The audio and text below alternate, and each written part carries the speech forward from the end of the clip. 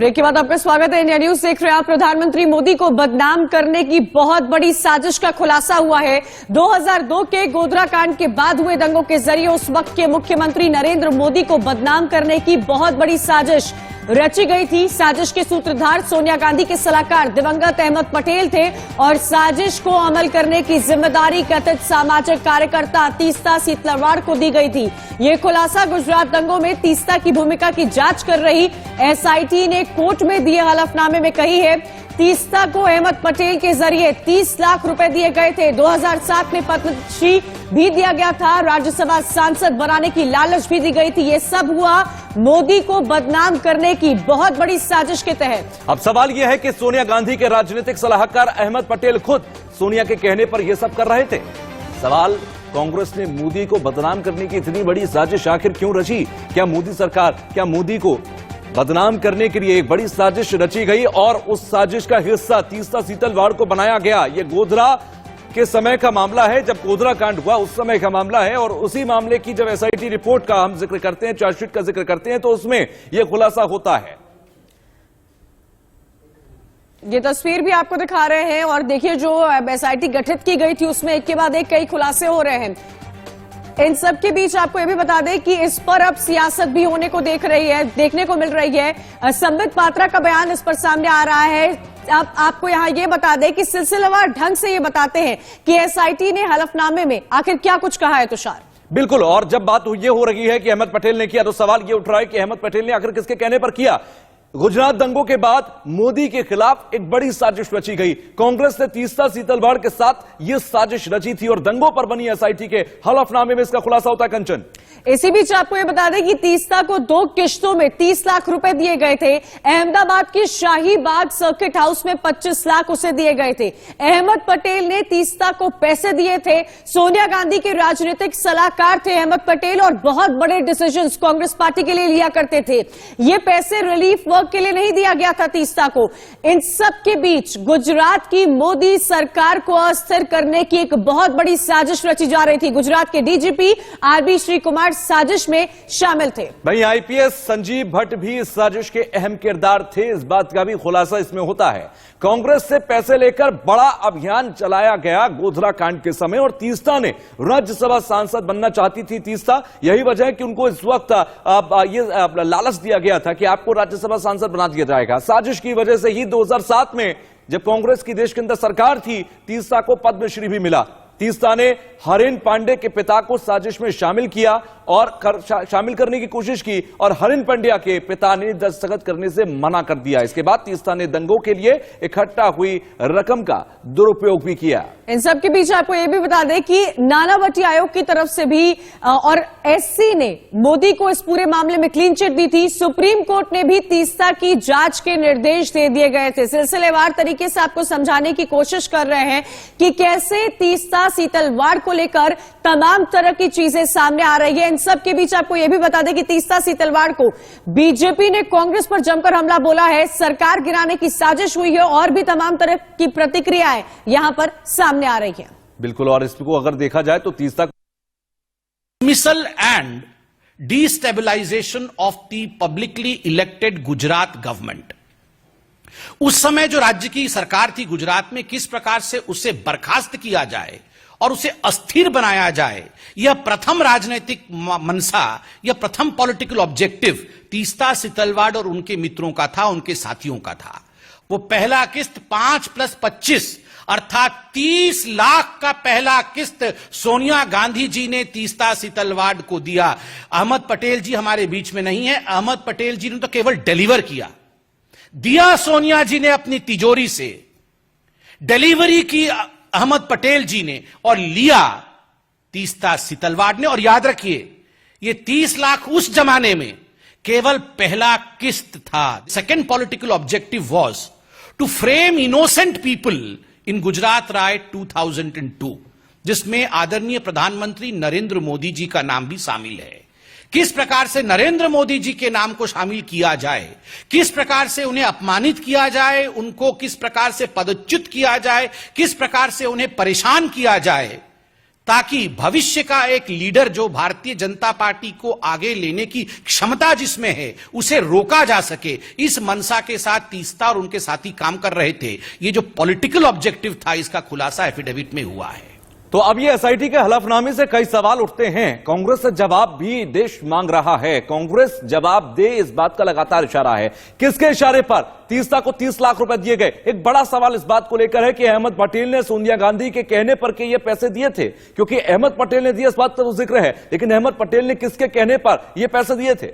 इन सब के बीच आपको ये भी बता दें कि कई सारे सवाल यहां पर खड़े हो रहे हैं कि क्या अहमद पटेल ने सोनिया गांधी के कहने पर यह काम किया था? मोदी को बदनाम करने के लिए क्या तीस्ता को मोहरा बनाया जा रहा था? क्या राहुल गांधी को आगे बढ़ाने के लिए कांग्रेस पार्टी ने एक बहुत बड़ी साजिश का गठन यहां पर किया था? दंगों में मोदी का नाम आखिर जबरन क्यों घसीटा था? ये कई अहम सवाल है जिसको लेकर इस वक्त जांच चल रही है। आपको यह भी जानकारी दे दें कि जांच एजेंसियों के जरिए मोदी को क्या परेशान करने की उस वक्त कोशिश की गई थी। तो भाई तीस्ता को निजी इस्तेमाल के लिए और कितने पैसे दिए गए थे, यह भी एक बड़ा सवाल है, क्योंकि यह 30 लाख रुपए का जिक्र तो हो गया, लेकिन इसके अलावा भी निजी इस्तेमाल क्या तीस्ता सीतलवाड़ का किया गया? एक मोहरा बनाकर तीस्ता को साजिश के लिए क्या पद्मश्री दिया गया था 2007 के अंदर? यह एक सबसे बड़ा सवाल है। तीस्ता को राज्यसभा सांसद बनाने का क्या लालच दिया गया था? क्योंकि इस बात का भी खुलासा हुआ कि वो राज्यसभा जाना चाहती थी। सुप्रीम कोर्ट से जांच आयोग तक मोदी बेदाग निकले हर जांच रिपोर्ट के अंदर। कांग्रेस अब क्या माफी मांगेगी? ये एक बड़ा सवाल है। इन सब के बीच साजिश के लिए कांग्रेस नेताओं पर आखिर एक्शन क्यों न हो, सबसे बड़ा सवाल यहां पर यह खड़ा हो रहा है, क्योंकि जिस तरह से एक के बाद एक यहां पर रिपोर्ट सामने आ रही है, तीस्ता का नाम सामने आ रहा है, 30 लाख ट्रांजैक्शन का भी जिक्र किया जा रहा है। इन सब के बीच आपको यह बता दें कि बीजेपी के बयान के बाद कांग्रेस प्रवक्ता पवन खेड़ा ने पलटवार करते हुए तीस्ता सीतलवाड़ को लेकर बीजेपी पर निशाना साधा है। क्या कहना है उनका, सुनिए। गुजरात चुनाव आता है, इस तरह की एक कॉन्स्पिरेसी थ्योरी ये ले आते हैं। 2017 के चुनाव में जनरल दीपक कपूर और डॉक्टर मनमोहन सिंह पर आरोप लगाया था नरेंद्र मोदी जी ने कि यह पाकिस्तान के साथ मिलकर मुझे हराना चाहते हैं। क्या हुआ उस आरोप का? फिर माफी मांगनी पड़ी नरेंद्र मोदी जी को। अब चुनाव आ रहा है 5 महीने बाद, फिर से ये नई थ्योरी ले आए कि अहमद पटेल जी, सोनिया जी सब मेरे खिलाफ षड्यंत्र। अरे अगर हम षड्यंत्र रच रहे होते और इनकी तरह की राजनीति करते तो क्या ये मुख्यमंत्री रह सकते थे गुजरात के? इन्हें खुद सोचना चाहिए। तो इस पूरे मामले को लेकर इंडिया न्यूज दिवंगत कांग्रेस नेता अहमद पटेल की बेटी मुमताज पटेल से बातचीत करता नजर आया और उनका पक्ष भी जानने की कोशिश की, वो हम आपको सुनाते हैं। Ma'am, you must have scene जो न्यूज आइटम आज पब्लिश हुआ है और उसको लेकर बीजेपी हैज गॉन बरसक और वो कह रहे हैं कि you must have seen that news item. How do you react to it, ma'am? Of course. Well, it's 6 months before the election. It was bound to happen. So it's politically motivated, you're saying, ma'am? Well, maybe there must be an SIT report, and they are, of course, investigating Teesta Setalvad. But it's not as if Ahmed Patel's name would have suddenly turned up in the last 2 months, right? If this was a part of the investigation, why did the government not take this up when he was alive? You know, why did this controversy not come up at that point of time? And why was he not prosecuted for it? ये भी कहा जा रहा है, ma'am, कुछ funds दिए गए, कुछ फंड्स दिए गए। हाँ, बट वो किसने, कौन थे विटनेस, किसने देखा? कोई कह रहे हैं पहला, आई मीन सॉरी, ये इस पे मुझे कोट मत करना, बट मैं तो सिर्फ हंस के बोलूंगी, 30 लाख रुपए में आप सरकार गिरा रहे हो। You see the state of affairs back then and even now, how is it even possible? और अगर कह रहे सिर्फ, जैसे संबित पात्रा जी ने बोला पहला इंस्टॉलमेंट था, तो दूसरा, तीसरा, चौथा कहाँ, किसने दिया, कैसे हुआ, क्या हुआ? Why are you only talking about this 30 lakh rupees? Why are you only talking about? आप समझ रहे हैं? आप कह रहे हैं कि बहुत वेग एलिगेशंस हैं। Exactly. हाँ। और इसमें कोई कनेक्शन, मतलब एक एलिगेशन से दूसरे एलिगेशन के साथ में you not able to establish any connection, जिससे ये एक फुल प्रूफ एक एलिगेशन लगे या फिर एक एपिसोड लगे? नहीं, बिल्कुल। और उसमें नाम, ऑफ कोर्स उनका नाम चलता है, उसके बाद लिखा है मेट अदर पॉलिटिशियंस ऑल्सो। कौन थे वो अदर पॉलिटिशियंस? उनका नाम क्यों नहीं लिखा है? आज आप अहमद पटेल का नाम इसलिए लिखे, चलो वो तो है नहीं, तो उनके थ्रू आप 10 जनपद तक पहुंचेंगे, वही चला रहे हैं।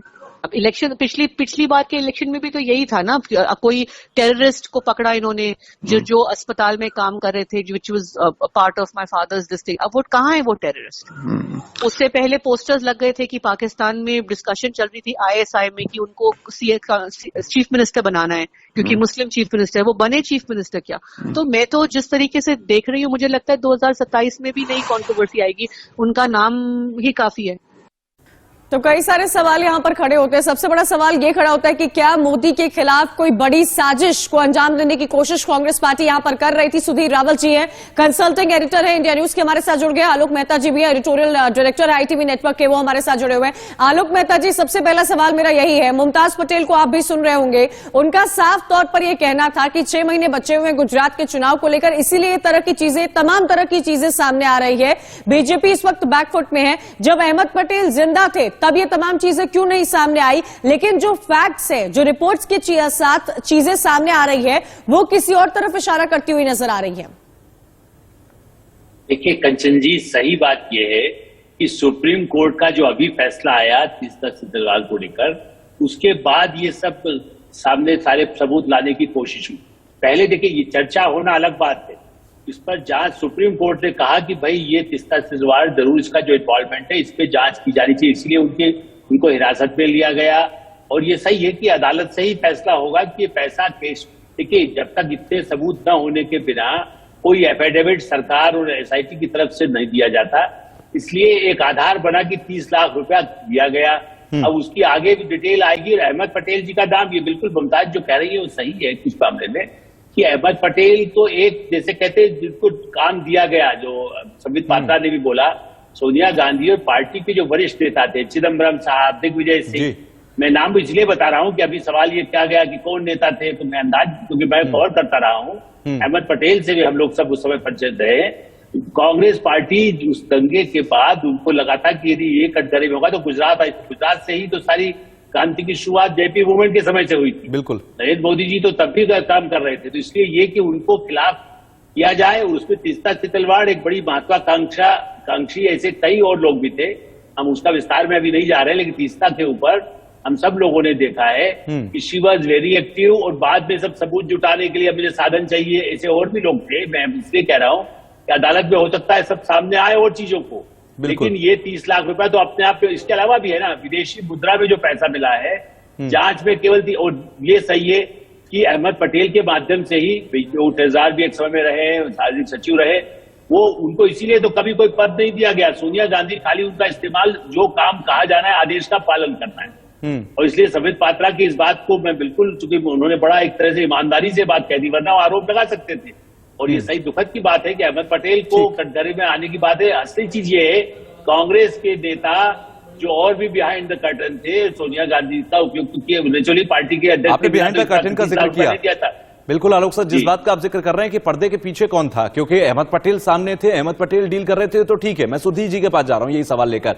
सुधीर साहब, क्या अहमद पटेल ठीक तीस्ता सितलवाड़ की तरह एक मोहरा थे, और जो पर्दे के पीछे था असल वो मास्टरमाइंड था, जो मोदी सरकार उस वक्त वहां पर, उस वक्त की वहां की सरकार को अस्थिर करना चाहता था? क्या वो कांग्रेस के सोनिया गांधी थी? क्या वो राहुल गांधी? क्या वो इस तरीके के नेता थे जो बिल्कुल शीर्ष पद पर बैठे हुए थे? सुधीर जी, मेरा आपसे सवाल है ये, लगता है सुधीर रावल जी के पास मेरी आवाज नहीं जा रही है। सुधीर रावल जी, मेरा आपसे यह सवाल है कि क्या इस पूरे पर्दे के पीछे का जो खेल था, उस पर्दे के पीछे बड़े चेहरे थे सोनिया गांधी, राहुल गांधी के जैसे?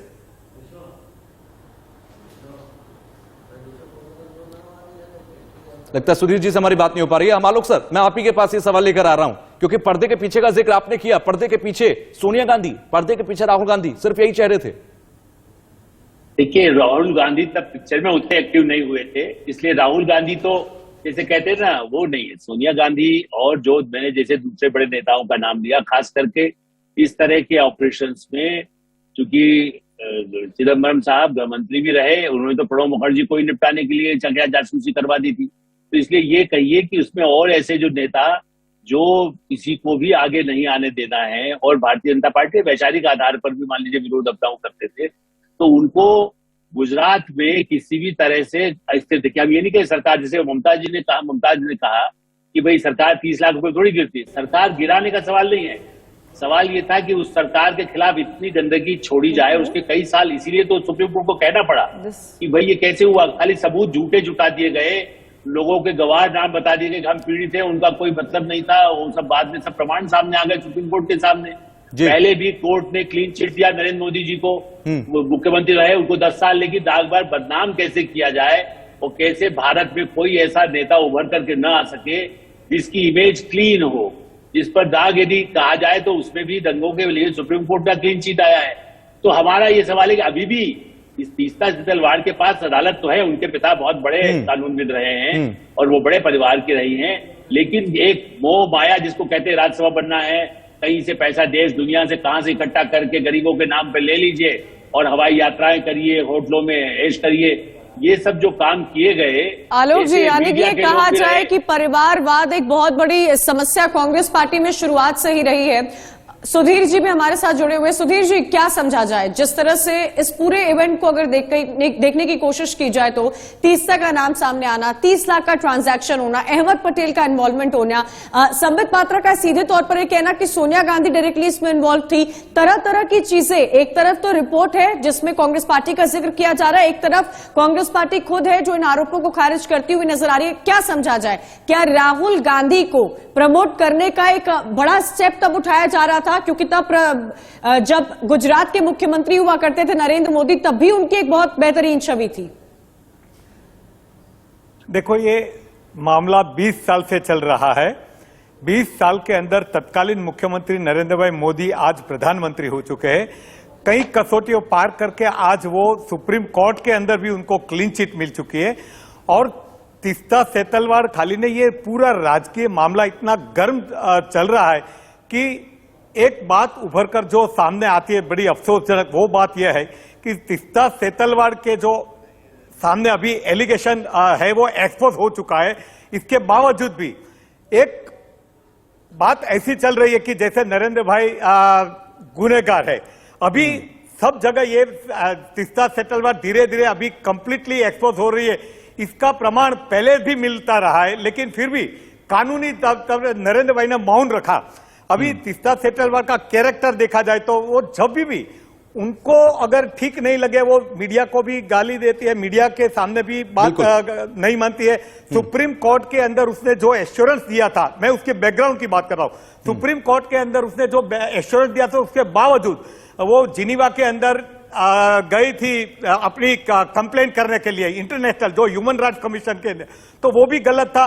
तो जब भी उनके सामने बैकग्राउंड में देखा जाए तो जब भी उनको कन्वीनियंट नहीं ऐसा कोई भी आता है बात तो उसको वो मानती नहीं है। इवन जनादेश प्रधानमंत्री होने के बाद भी उसको मीडिया रिपोर्ट्स के हिसाब से आप देखा जाए तो उन्होंने ये भी कहा कि जनता को मालूम नहीं है। कहने का मतलब यह कि आज अगर एफिडेविट में कहा है एसआईटी गुजरात में कि 30 लाख रुपया या जो भी अमाउंट मिली है, तो आज ये एक बात ठीक है कि अहमद भाई पटेल आज नहीं है, वो दिवंगत है, तो उसके बारे में टिप्पणी नहीं किया जाए, या तो वो सच है या गलत है, वो कहने के लिए इस दुनिया में नहीं है। लेकिन जिस तरफ से क्रोनोलॉजी देखी जाती है तो मुझे लगता है कि ये एक्सपोज हो चुके हैं। और गुजरात को बदनाम करने के या तो नरेंद्र भाई के सामने बदनाम करने के लिए जो साजिश रची गई उसका एक बहुत बड़ा साधन बन चुके हैं। मतलब तीस्ता सीतलवाड़, मुझे लगता है रावल जी, कांग्रेस तो ये कह रही है ना, बाहर आ चुका है, उसके अंदर ये बात आगे जाएगा तब पता चलेगा। पवन खेड़ा को अभी आपने सुना था बाइट देते हुए, वो ये कह रहे हैं ये तो कुछ भी नहीं है, ये तो सिर्फ 6 महीने बाद चुनाव है गुजरात में, इसलिए एक नया शिफुआ लेकर आ गए हैं, बाद में इन्हें माफी मांगनी पड़ेगी। लेकिन अगर एसआईटी एफिडेविट देते हुए ये कहती है कि अहमद पटेल ने तीस्ता सीतलवाड़ को पैसे दिए और अहमद पटेल का नाम अगर है तो कांग्रेस पर सवाल तो उठेंगे, क्योंकि ऐसा तो होगा नहीं कि अहमद पटेल निजी तौर पर अपनी मर्जी से ये सब करवा रहे थे, कोई तो पीछे जरूर होगा। रावल जी, मेरा सवाल आपसे,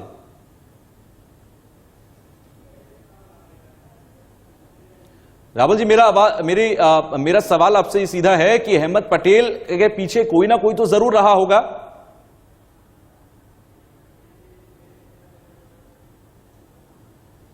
आलोक मेहता जी से जुड़ने की कोशिश करेंगे। आलोक मेहता जी, कई सारे सवाल इन सबके बीच सामने आ रहे हैं। भारतीय जनता पार्टी इस पूरे मामले को लेकर इस वक्त ताकतवर नजर आ रही है, वहीं कांग्रेस पार्टी का एक ही कहना है सिर्फ कि जब जब चुनाव होते हैं किसी भी राज्य में इस तरह की घटनाएं देखने को मिलती है। लेकिन एक बहुत ही संवेदनशील मुद्दा है।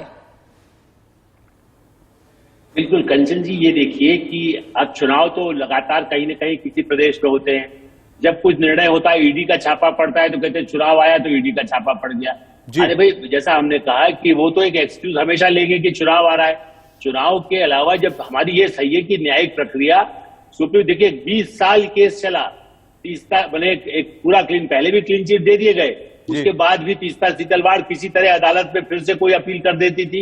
मैं माफी चाहूंगा आलोक सर, मुझे आपको यहाँ पर रोकना होगा, मैं माफी चाहूंगा। एक बड़ी खबर इस वक्त आ रही है, आप दोनों का ही, सुधीर जी आपका भी, आलोक सर आपका भी, बहुत शुक्रिया हमसे जुड़ने के लिए। लेकिन एक बड़ी खबर इस वक्त जो है वो मैं आपको बता दूं कि तीस्ता सीतलवाड़ के विदेशी कनेक्शन का खुलासा हुआ है। तीस्ता के पूर्व सहयोगी रईस खान का एक बहुत बड़ा खुलासा, तीस्ता के पास हवाला के जरिए पैसा आया था, ये रईस खान ने कहा। इसी बीच आपको ये बता दें कि तीस्ता के खिलाफ हलफनामा भी दायर किया गया। 2010 से तीस्ता के खिलाफ मोर्चा खोला गया है। इस वक्त की बड़ी खबर आपको बता रहे हैं, एक के बाद एक कई अपडेट्स इस पूरे मामले में सामने आ रहे हैं। पटेल और तीस्ता सीतलवाड़ एक दूसरे को पहले से ही जानते थे, लेकिन जब दंगों के बाद में पहली मुलाकात हमारी जो है वो वहाँ सर्किट हाउस शाहीबाग, जो पुराना सर्किट हाउस है, वहाँ पर हुई थी। और उस दंगों के कुछ समय के बाद, कुछ दिनों के बाद, और वहाँ पर काफ़ी कुछ चर्चा हुई दंगों को लेकर, और इसको कैसे इसको आगे बढ़ाया जाएगा और कैसे जो है वो इस काम को आगे ले जाया जाएगा, इसके ऊपर काफ़ी चर्चा हुई। और बाद में बात रुकी आके फंड के ऊपर। जब फंड के ऊपर आके बात रुक गई और फंड के ऊपर जो तीस्ता ने कहा कि अगर फंडिंग नहीं होगी तो ये काम आगे बढ़ेगा नहीं, तो उन्होंने कहा फंडिंग की आपको चिंता मत करिए, फंडिंग की जवाबदारी और पूरी जिम्मेदारी हमारी है, लेकिन आपको ये बड़े जितने भी केस हैं, जो भी गुजरात के अंदर जहाँ जहाँ पर भी दंगे हुए हैं और दंगों के अंदर जो भी बड़े नुकसान हुए हैं, उसको आप काफ़ी उजागर अगर करते हैं और काफ़ी इसको पब्लिसिटी करते हैं और जैसा हम चाहते हैं उस तरह से अगर आपने करा तो आपको फंड की कोई कमी महसूस नहीं होने देंगे।